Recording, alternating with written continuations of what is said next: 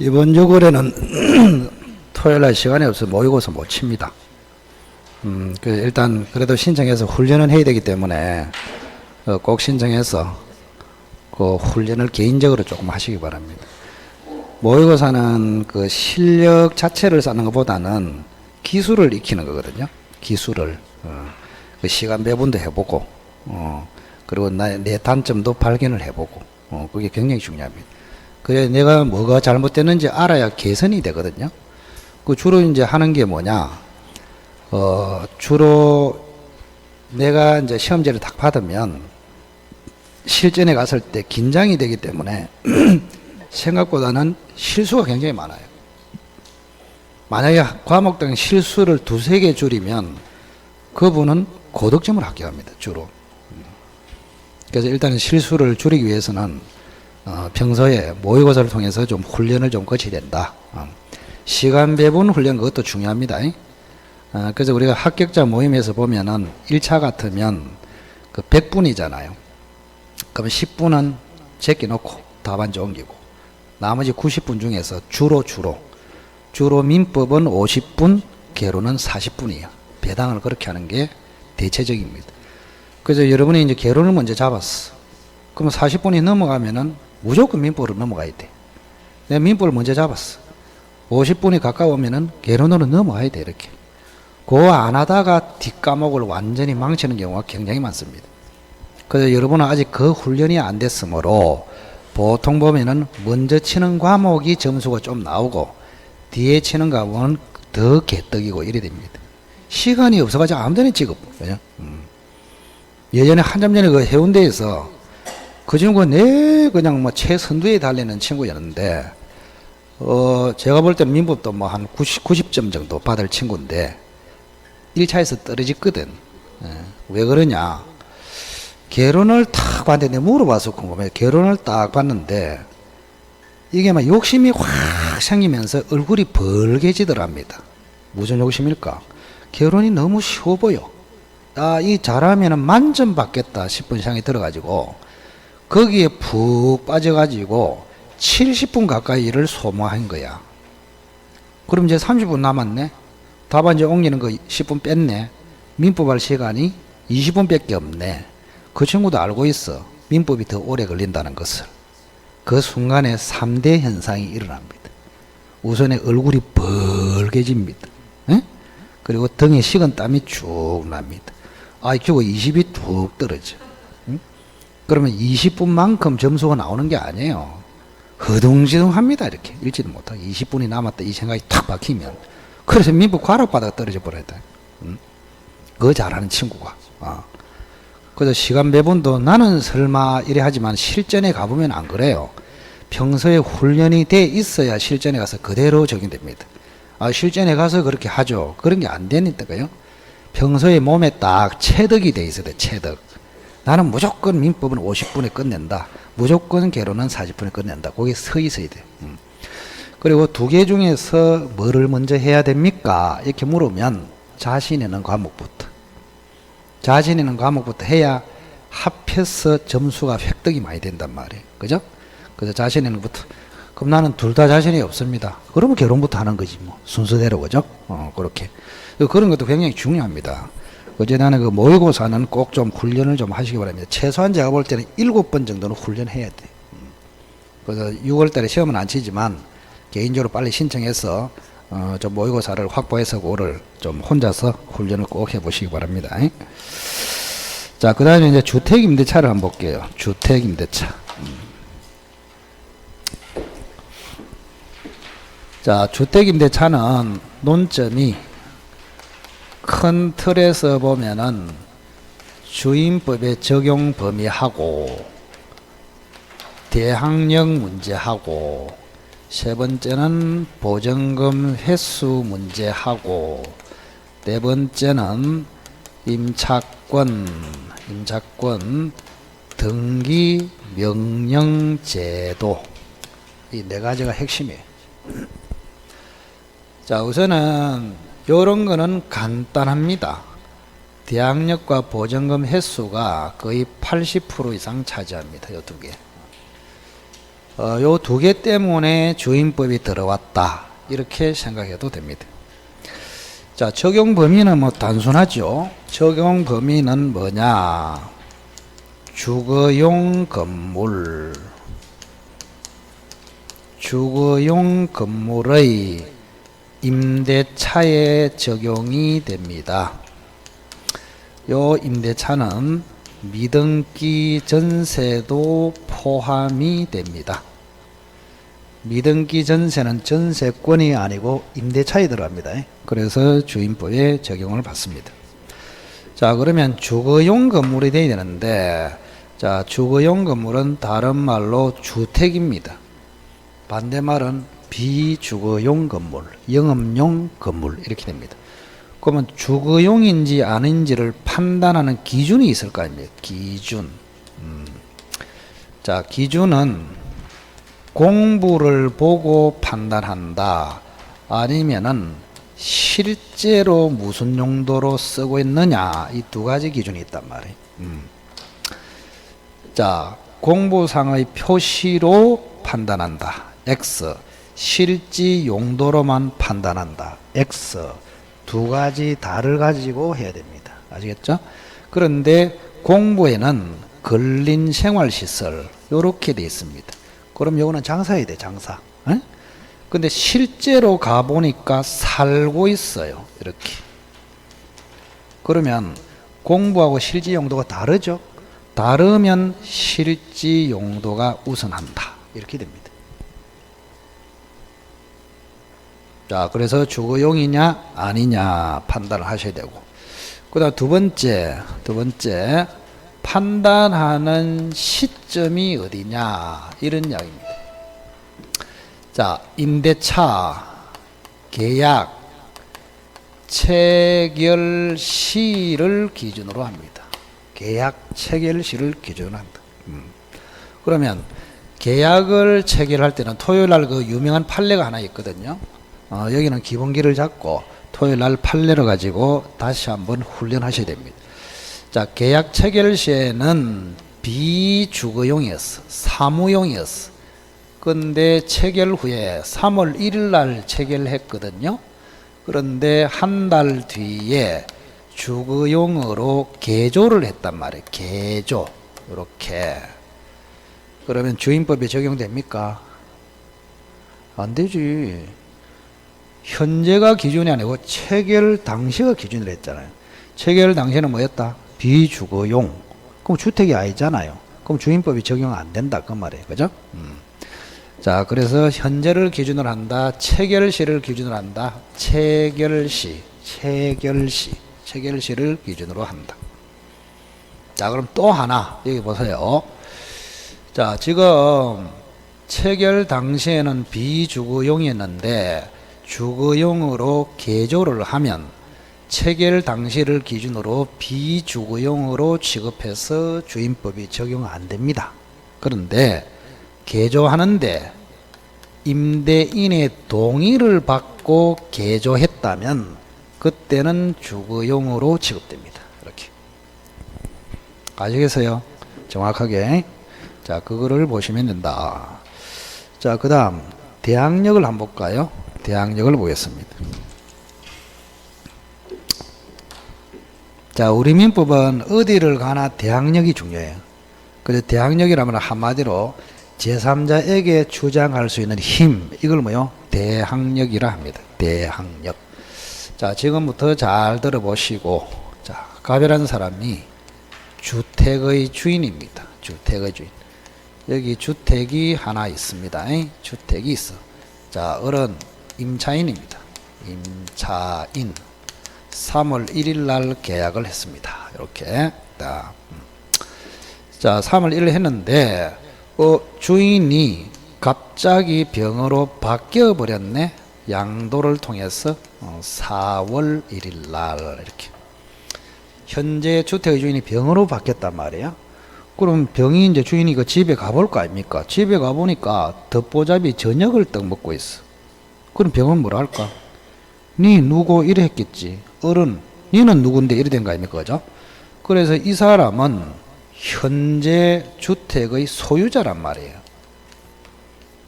이 사람은 임차인이고, 자, 임차권은 채권이고 소유권은 물권입니다. 물권이 세다고 들었죠. 그래서 요 임차인은 물권자에게 대항할 수 없습니다.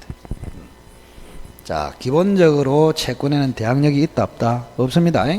그래서 임차인은 갑에게만 임차권을 주장해서 살 수 있지, 제3자에게는 임차권을 주장해서 살아갈 수가 없단 말이에요. 그럼 결국 어른 쫓겨나야 됩니다. 쫓겨나야 돼. 하필 쫓겨나도 추운 겨울날 쫓겨나서 죽는다, 잘못하면 동사된다. 자, 그래서 우리 주임법은 요 임차인이 쫓겨나서 죽지 않도록 보호를 해주자, 이리 된 것입니다. 자, 보호를 하려면 대항을 할 수 있어야 되겠죠. 이렇게 대항을 할 수 있어야 된다. 그러면 대항을 할 수 있으려면은, 그죠? 대항을 할 수 있는 방법이 두 개가 있습니다. 하나는 뭐라 했습니까? 항상 이야기했지만 임차권을 뭐 하거나 등기하거나 이래 됩니다. 등기. 근데 이 등기는 별로 실효성이 없습니다. 왜냐면은 을 혼자 등기를 할 수가 없어요. 갑하고 을이 같이 해야 됩니다. 근데 갑이 협조를 해줍니까? 안 해줍니까? 안 해줘요. 그래서 등기를 가지고는 실효성이 별로 없다, 이런 이야기입니다. 자, 이것 때문에 이제 대항요건 제도가 나왔다, 이런 이야기입니다. 대항요건 제도. 등기를 하지 않아도 대항요건만 갖추면 대항해서 그대로 살 수 있다, 이렇게 됩니다. 자, 대항요건은 두 가지죠. 하나는 뭡니까? 점유. 점유는 키를 받았다, 그런 이야기입니다. 아파트 키를 받았다, 입주했다, 그런 뜻입니다. 그리고 이걸로 끝나는 것이 아니고 주민등록을 해야 됩니다. 주민등록. 자, 주민등록은 절차이기 때문에 전입신고만 해도 주민등록이 된 것으로 봅니다. 이렇게. 자, 그러면 이렇게 대항력은 이제 앞으로 이제 점유는 뭐 당연한 것이고 주민등록이다, 이 말이에요. 자, 주민등록은 전입신고는 주인을 같이 데려가야 됩니까? 지 혼자 할 수 있습니까? 지 혼자 할 수 있지. 그 혼자서도 쉽게 등기한 것처럼 하겠다, 이런 이야기입니다. 그죠? 전입신고, 이렇게. 자, 요렇게 되면은 대항력은 다음날 0시에 대항력이 발생합니다. 0시. 만약에 등기를 했다면 등기시에 대항력이 발생합니다. 그런데 주민등록을 했다면 다음날 0시에 대항력이 발생한다. 자, 그러면 여기 다시 와서 대항을 할 수 있다, 그 말은 쉽게 이야기하면은 이제는 을은 갑이 아니고 병을 임대인으로 삼을 수 있다, 그런 뜻이에요. 그러면 대항할 수 있기 때문에 병이 임대인 지위를 승계합니다. 승계를 한다고, 이렇게. 그럼 갑은 임대인 지위를 상실합니다. 이렇게. 그 다음, 병이 임대인 지위를 승계하기 때문에 보증금 반환 채무도 승계한다. 갑은 보증금 반환 채무를 면한다, 그런 이야기입니다. 자, 그러면 시험에 이렇게 당연히 출제하겠죠. 자, 을이 살고 있는 중에 주인이 바뀌었다. 그리고 임대차가 끝났다. 을은 누구에게 보증금 반환 청구를 하느냐, 이렇게 묻잖아요. 그럼 뭐라고 대답해야 됩니까? 대항력이 있으면 병한테 청구, 대항력이 없으면 갑에게 청구, 이래 된단 말이에요. 알겠죠? 무슨 말인지? 자, 그래서 대항요건을 갖추면 대항할 수 있기 때문에 한마디로 병이 이제는 임대인으로서 보증금을 반환해야 됩니다. 갑은 면제가 됩니다. 면제. 그런데 이런 경우도 있잖아요. 자, 을의 입장에서 보면은 이 병이라는 사람하고 조사를 해보니까 조상끼리 원수지간이야. 그래, 병하고는 도저히 임대차 관계를 하기가 싫어. 자, 그러면 을은 벗어날 수 있습니다. 을이 이재기를 해버리면 된다고. 이재기, 우리 판례가. 이재기를 해버리면 승계를 안 한다, 이렇게 됩니다. 그럼 승계를 안 하면 임대인은 여전히 갑이고 보증금 반환 채무도 갑이 부담해야 되고, 그렇게 됩니다. 논리적으로 쭉 기억해야 됩니다. 자, 다시 한번 연습. 자, 임대차가 끝났어. 을은 누구에게 보증금 반환 청구하느냐? 대항력이 없다면 갑에게, 대항력이 있다면 병에게, 대항력이 있어도 이의를 제기하면은 갑에게. 아시겠죠? 간단하게. 자, 됐고. 자, 그 다음에 이제 조금 이제 수준을 높이겠죠. 요거는 이제 완전 기본기예요, 기본기.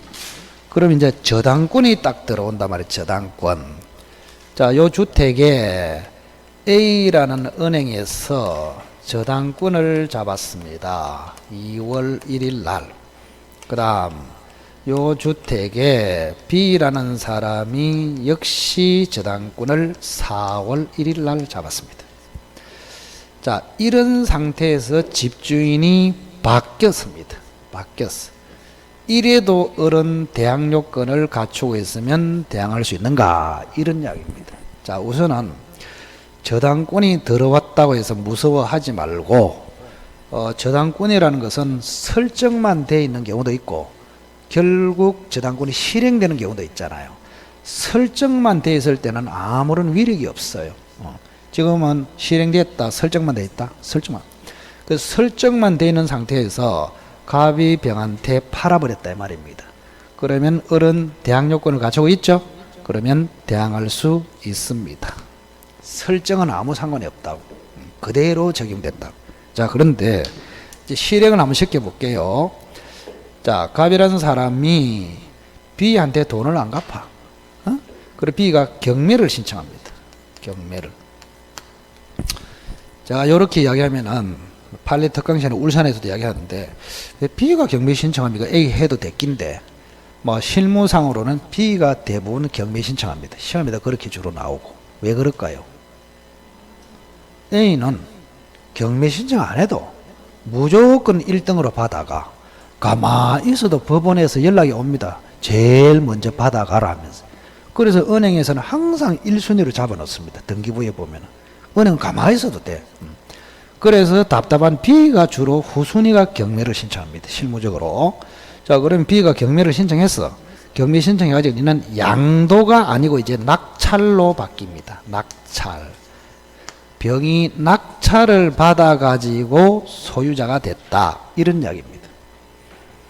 그럼 을은 대항요건을 갖추고 있다고 해서 낙찰자에게 대항할 수 있겠느냐. 이런 이야기입니다, 지금.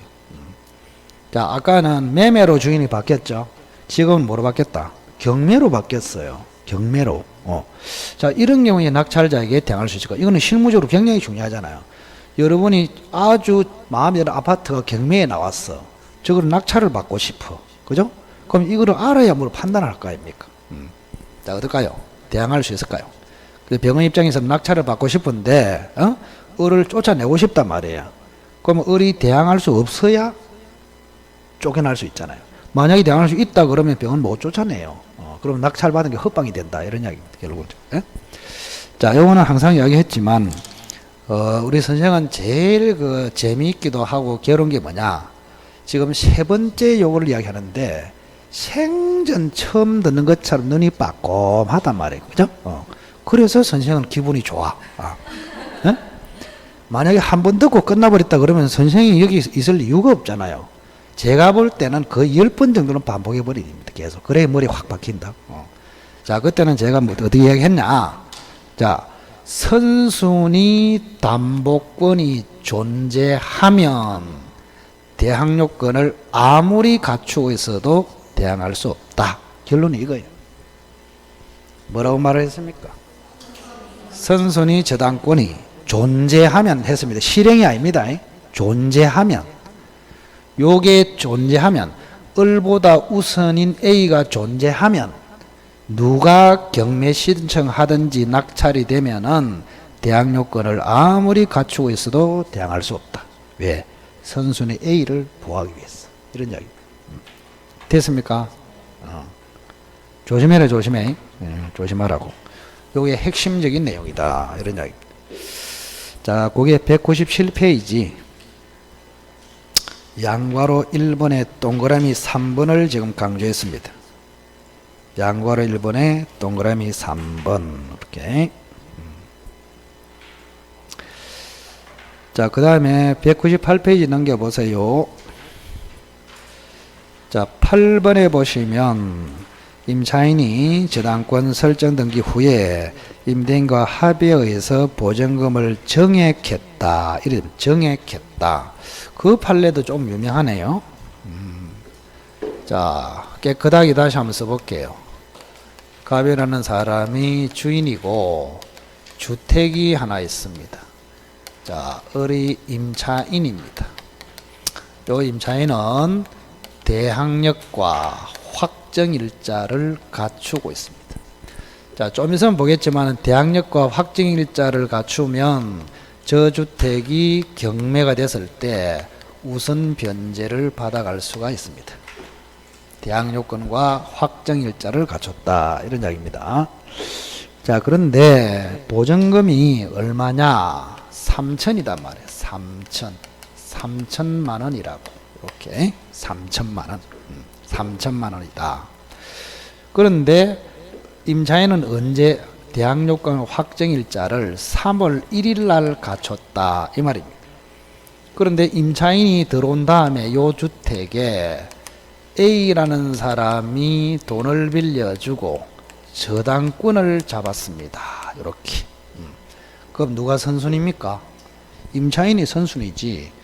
을에게도 우선 변제권, 저당권자는 당연히 우선 변제권, 우선 변제권끼리는 성립 시기로 우열을 결정합니다. 그래서 저 주택이 경매되면은 임차인이 먼저 찾아가고 그 다음에 A가 찾아갑니다.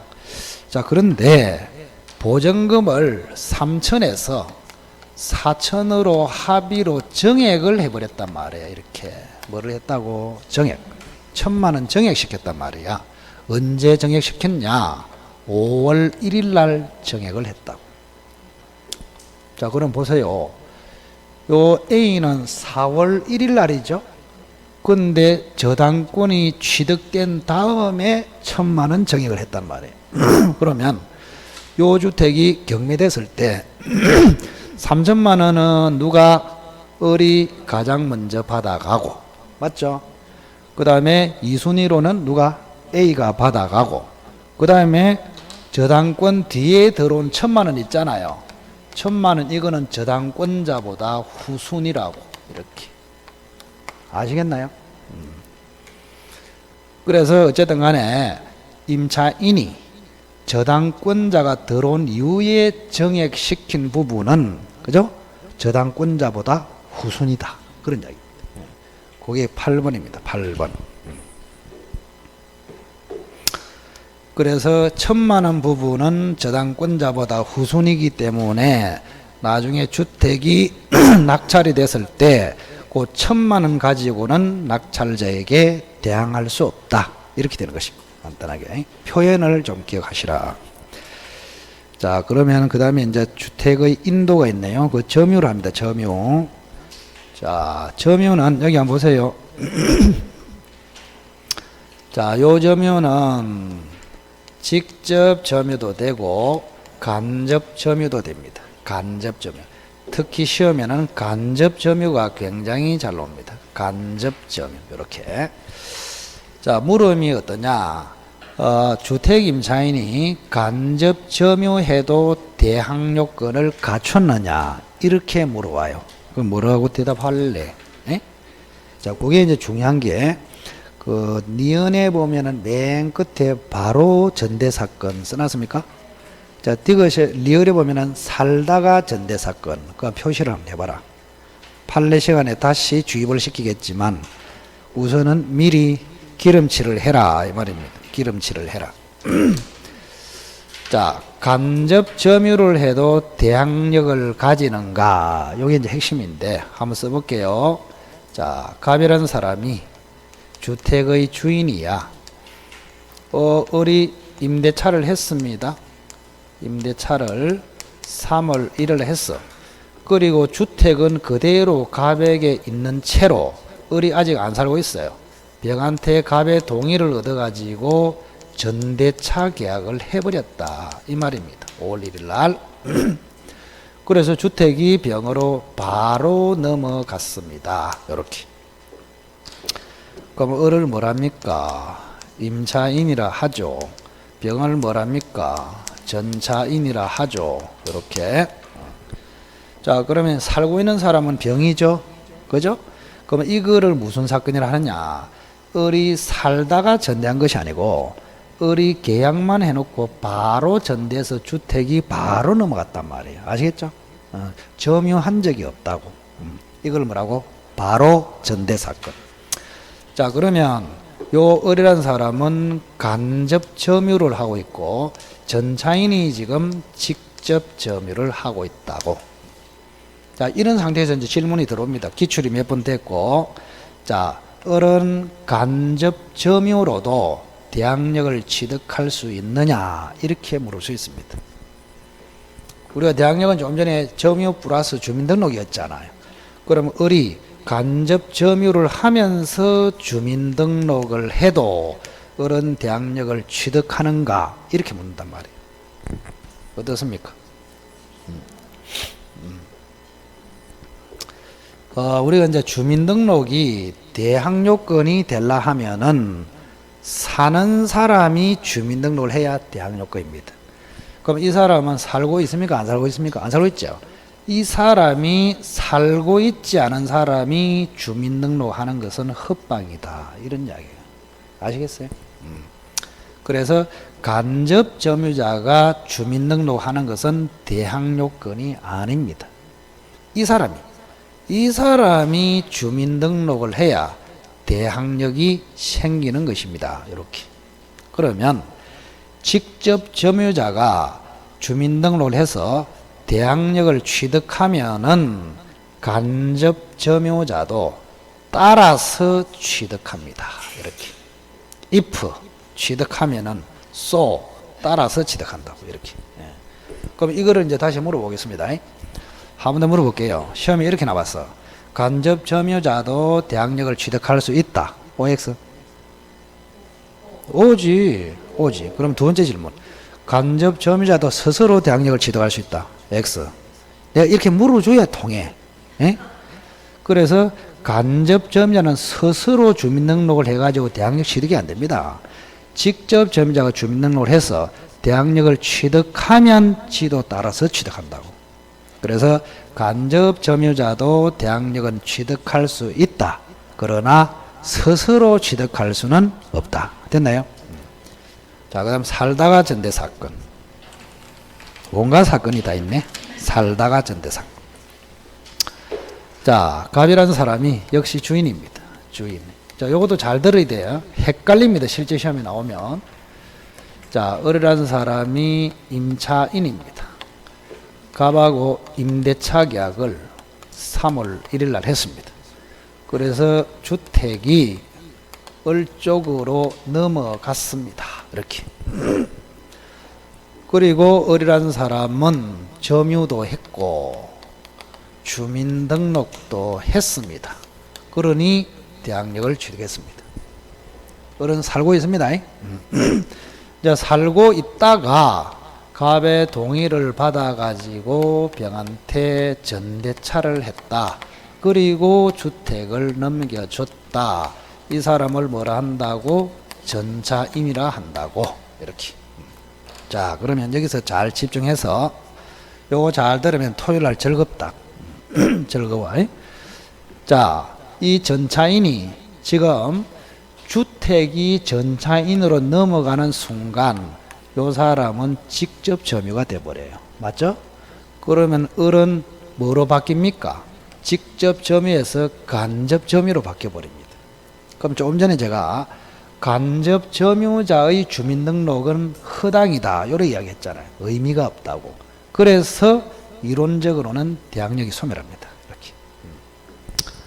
그래서 을이라는 사람이 주택을 전대하는 순간, 그죠? 간접 점유로 바뀌는 순간 대항력은 없어졌다. 그래 해놓고, 그다음 두 번째.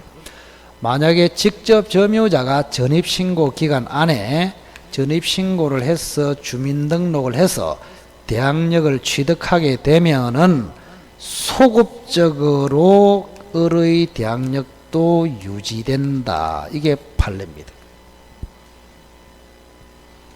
제일 선생님 괴로운 게 눈빛을 보면은 뭐라 샀노 지 혼자? 예.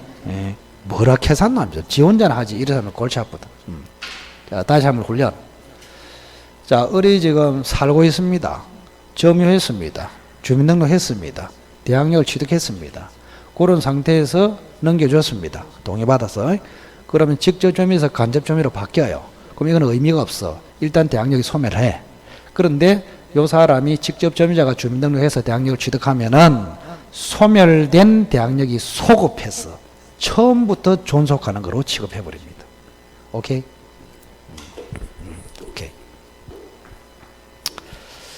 자, 그 다음 양괄호 3번에 동그라미 4번 보세요. 자, 그것도 이제 잘 나오는데 4번에 실제하고 주민등록이 다르면 대학력이 안 생긴다. 그 기억하고 여러분 보면 다세대 있잖아. 다세대. 우리가 그 주민등록 전입신고할 때는 보세요. 주소를 기재한다. 이 말입니다. 주소. 그럼 주소를 어디까지 기재하느냐. 자, 다세대. 하나는 다가구. 공법에서 이렇게 확실히 배우십시오. 공법에서 배우는데 민법에는 그렇게 공법처럼 정밀하게 배울 필요가 없어요. 간단하게 처리하면 됩니다. 자, 우선은 다세대는 집이 여러 개다. 그런 뜻이에요. 다가구는 집은 한 개인데 방이 여러 개다. 그런 뜻입니다. 됐죠? 그러면 다세대는 어느 집인지도 해줘야 될 거 아닙니까? 그래서 다세대 같으면 지번도 적어주고 동호수도 적어줘야 대학력이 생깁니다. 그래 다가구는 집이 하나잖아요. 하나기 때문에 그때는 지번만 기재를 해줘도 된다고 이렇게. 오케이? 자, 그럼 디귿이 이제 최근에 판례가 나오네요. 33회. 디귿에 보시면 끝에 33회. 그 기출 표시는 될 수 있으면 형광펜으로 쫙 표시나게 해놔야 했습니다. 그래야 실체감이 생긴단 말이에요. 자, 여기 보세요. 자, 처음에는 다가구였습니다. 그래서 지번만으로 대학력이 생겼어요. 근데 그 후에 다세대로 변경이 됐단 말이야. 그러면 동호수를 다시 적어줘야 되느냐, 안 적어줘도 되느냐, 안 적어줘도 된다. 이거예요. 왜? 다가구 시절에 지번만 적어서 이미 대학력이 생겼기 때문에 다세대로 바뀌더라도 대학력은 그대로 존속합니다.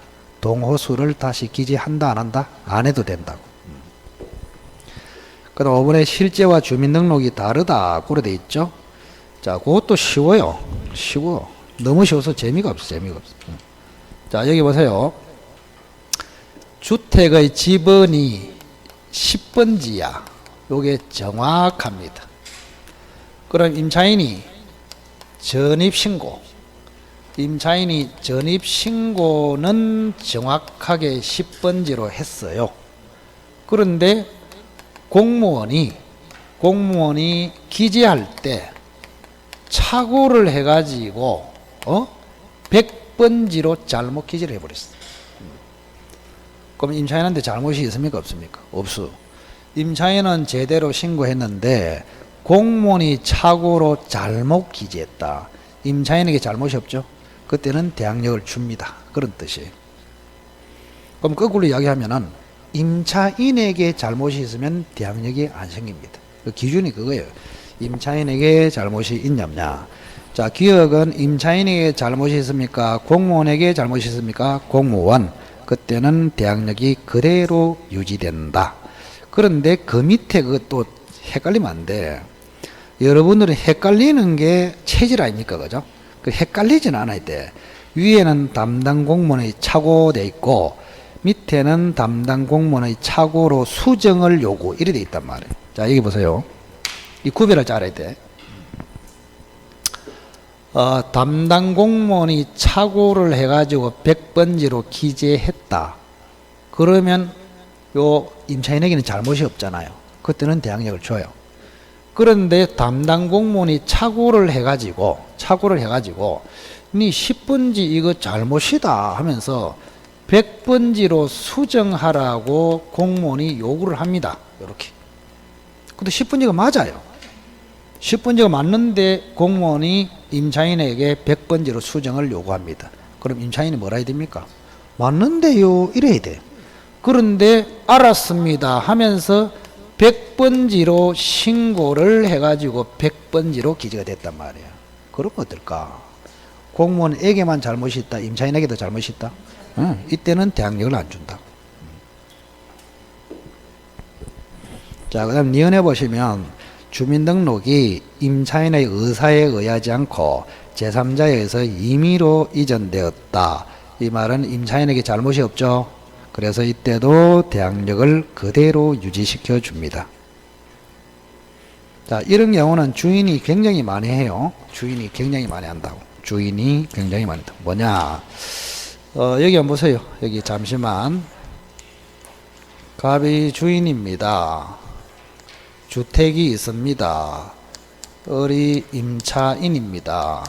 그래서 을은요, 주민등록을 하고 있었다. 이런 이야기입니다. 점유는 당연히 하고 있고. 근데 집주인이 요 주택을 담보로 해서 은행에 대출을 하고 싶어. 근데 은행 입장에서는 임차인이 들어있으면은 대출을 꺼리거나 또는 뭐 상당히 줄입니다. 아시겠죠? 그래서 요 갑이 대출을 많이 받으려고 을 몰래 을의 주민등록을, 그죠? 자기 친구 앞으로 이전을 시켜놔 버렸단 말이에요. 이게 가능합니다. 공무원 실수를 통해서 또는. 에? 그러면 이전을 시켜놓고 이제 임차인이 없는 거로 돼 있잖아요. 그래서 대출을 왕창 받았어 이렇게. 예. 자, 이런 경우에 임차인은 대항력을 유지하는가, 이런 이야기입니다. 결론은 뻔해요. 아까도 이야기했지만 임차인에게 잘못이 있냐 없냐, 그게 기준입니다. 임차인에게 잘못이 있습니까? 없어요. 임차인의 의사에 반해서 임대인이 임차인의 주민등록을 제3자에게 이전했단 말이에요. 그때는 임차인은 대항력을 소급적으로 유지합니다. 자, 그 다음 200페이지 넘어옵니다. 맨 밑에 주민등록이 직권 말소됐다. 직권 말소. 자, 우선 기억의 원칙은 직권 말소되면은 대항력은 상실합니다. 그러면 상실한 다음에 회복을 하는 방법이 두 개가 있거든요. 니은하고 디귿을 구별할 줄 알아야 됩니다. 자, 그거는 우리 기출에 잘 없어요. 기출에 잘 없기 때문에 나오면 실수할 가능성이 많다. 자, 니은에는 제일 중요한 게 동법. 요게 제일 중요해요. 동법. 동법이 무슨 뜻입니까? 같은 법. 근데 법원에서는 판례에서 동법, 그 말은 위에 법을 언급하고 그 밑에 동법 이리 쓴단 말이에요. 그 위에 그런 법이 뭐냐? 주민등록법. 그래서 동법이라는 말은 주민등록법, 이 절차에 따라서 회복하거나 시행령에 따라서 재등록하거나. 그러면 이 니은은 통째로 이야기하면은 법령에 따라서 정상적으로 회복하면, 이런 이야기입니다. 법령에 따라, 요게 핵심이라고. 그러면 대항력은 소급적으로 유지된다. 그게 핵심이야. 소급 유지. 자, 디귿. 그럼 법령에 따르지 않고, 그죠? 단순 재전입 신고만 했다. 다시 전입 신고만 했다. 그때는 대항력은 소급하여 유지될 수 없습니다. 그래서 디귿의 경우에는 소급적 대항력 유지가 아니고 단순 재전입 신고 시부터 대항력이 다시 발생합니다. 그러면 신고 전에 선의의 제3자가 생겨버렸다면 선의의 제3자에게 대해서는 대항력의 존속을 주장할 수 없다. 이렇게 되는 것이. 자, 양괄호 4번. 2번은 우선 보지 마세요. 2번은 굉장히 어렵습니다. 시험에 거의 안 나올 거예요. 1번은 자주 나옵니다. 양괄호 4번에 1번. 32회 때 나왔네요.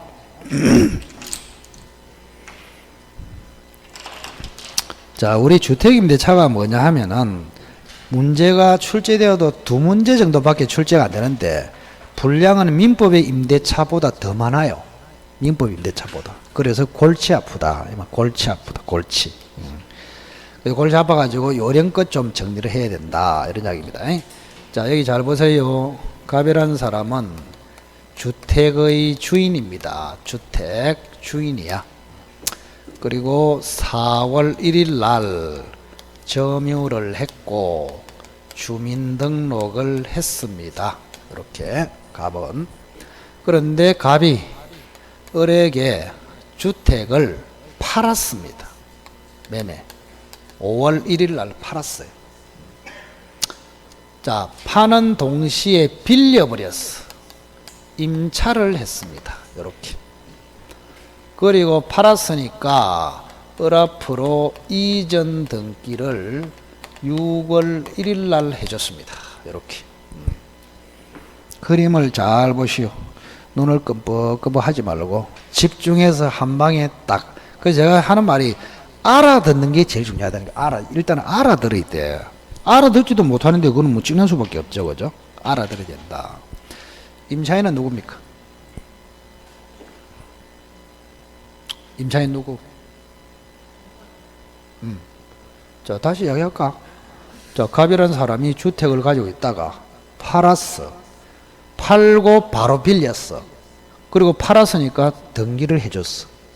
자, 소유자 누굽니까? 을이죠. 을입니다. 소유자가. 갑은 뭐라고? 임차인입니다. 겁내지 말고 괜찮다. 겁내기. 울산은 겁을 안 내서 골 차고 여기는 겁을 내서 골 차고. 임차인의 갑이 맞습니다.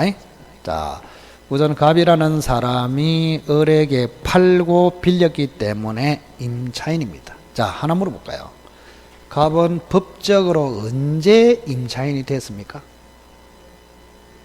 언제 임차인이 됐나요? 등기했을 때지. 왜? 을 앞으로 등기하기 전에는 갑은 소유자입니까? 소유자는 임차인이 법적으로 절대 될 수 없어요. 임차인은 타인의 물건을 빌리는 사람이야. 아시겠죠?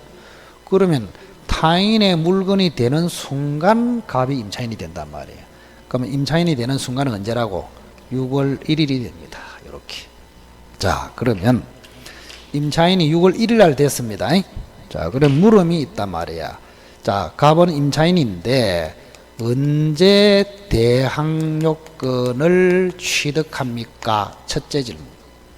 두 번째, 대항력은 언제 취득합니까? 이렇게 물어봅니다. 이게 기출이 6번 됐습니다. 이게 워낙 중요해서, 특이해서. 그죠? 자, 대항요건은 언제 취득할까요? 대항요건, 즉, 주민등록. 대항요건은 언제 취득할까? 6월 1일 날 취득한다. 자, 왜냐하면 조금 전에 이야기했지만 6월 1일이 돼야 임차인입니다. 그러면 6월 1일이 되기 전에는 이 사람은 임차인이다, 소유자다, 소유자. 소유자로서 주민등록은 대항요건이 아닙니다. 임차인으로서 대항요건이 돼야 된단 말이야. 그러면 임차인은 언제 된다고? 6월 1일 날. 그래서 6월 1일부터 요 주민등록이 대항요건 역할을 한다고. 맞죠? 6월 1일부터. 그래서 6월 1일부터 대항요건을 취득했기 때문에 대항력은 언제 생긴다고? 다음날 0시에 생긴다. 이래 되는 것입니다. 그럼 이 표현을 어떻게 한다고? 이전 등기 이길 0시에 대항력을 취득한다. 맞죠? 요래 가르쳐도 못 알아들으면 다른 동영상 한번 봐라. 저기 그 갈아타기 좋아하니까 갈아타가지고 저 김덕순 이런 거 좀 봐라. 이렇게 절대 안 가르칩니다. 그냥 외우라. 이거는 이렇게 찍고 저렇게 찍고요. 그러니까 그런 사람한테 배우면은 맨날 해봐야 60점 까딱까딱까딱 이래 뺏긴다. 자, 그래서 어쨌든 간에 요 주민등록은 임차인 자격으로 주민등록이 돼야 대항요건이 된다. 언제 임차인이 됐다? 6월 1일 날. 그래서 주민등록이 쭉쭉쭉쭉쭉 가다가 6월 1일이 되는 순간 그 주민등록이 무슨 역할을 한다? 대항요건 역할을 한다. 그리고 대항요건은 6월 1일 날 취득했으니까 대항력은 다음날 0시에 이렇게. 자, 고생했습니다. 자, 좀 쉬었다가 보증금 횟수로 들어가겠습니다.